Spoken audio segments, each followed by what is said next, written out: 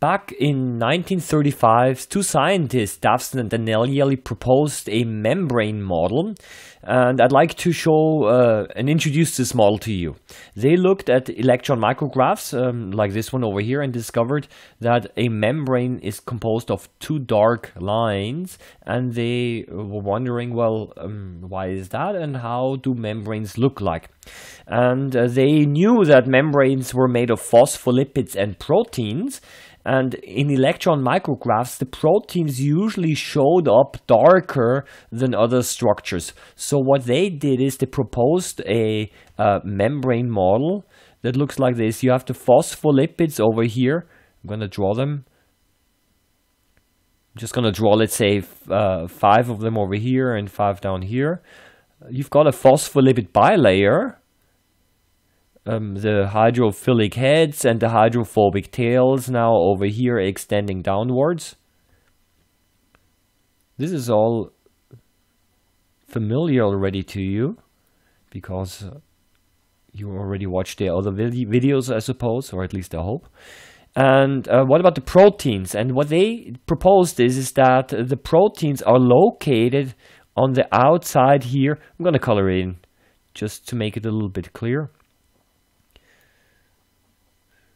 And the phospholipid bilayer is in the center. So you have the proteins on the outside. And in the middle you have the bilayer, the phospholipids. And on the outside again proteins. And they... this membrane model can also be seen as a so-called the protein sandwich model, or it's better known as the unit membrane. And this is basically what they proposed based on what they saw under electron micrographs. And they knew proteins show up darker usually, and over here you see 2 lines, so it makes kind of sense that essentially proteins are on the outside.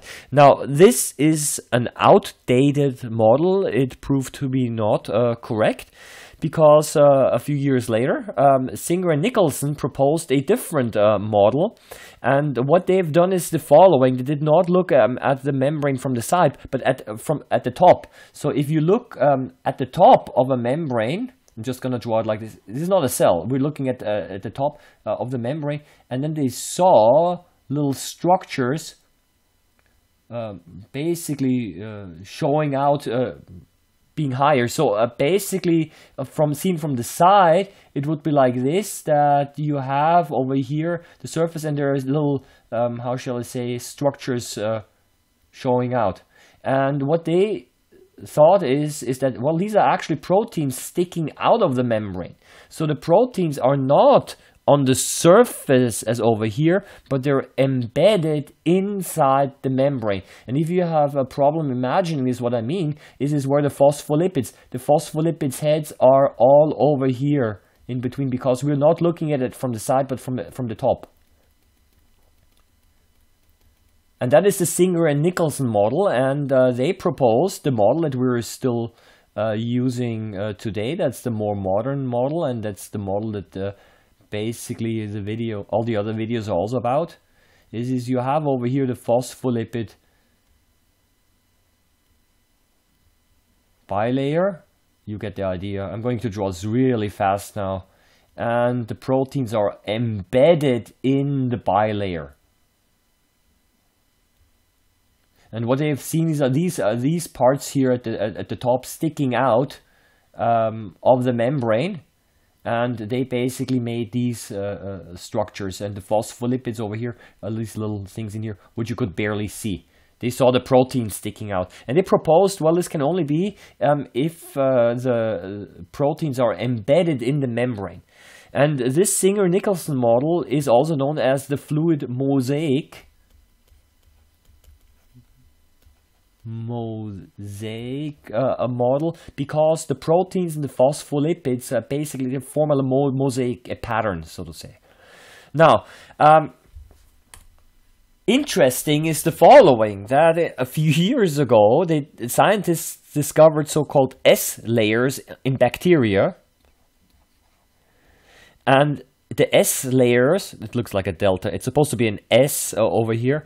The S layers are also known as surface layers. They look like this. You have over here again your phospholipid bilayer with your embedded proteins. I'm not gonna draw all of them over here, but I have to draw a few.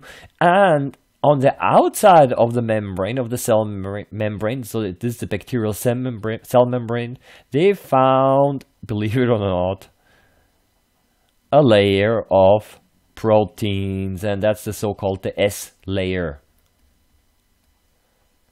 Now, this is kind of fascinating because it actually shows that the Davson Danielli model was not totally wrong. I mean, they only found the S layers on one side, of course, but many bacteria have this surface protein layer on top of the fluid mosaic membrane model. So you can actually see that the Davson Danielli model at the beginning, it was falsified, proven wrong by the Singer-Nicolson model, which is the more modern and the more correct version. But then a few years ago, they discovered these S layers where we again have a protein layer on the top. So the Davson Danielli model was not completely wrong. There are some, how shall I say, proteins over here as well.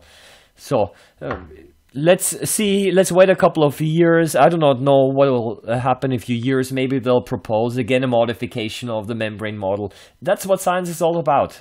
Old ideas become replaced by new ideas, and this is what makes science so interesting. There's always something new to learn, and ideas which are proven wrong and falsified may appear to be a little bit correct again after several years later. Okay, so this was a little excursion into the history of science.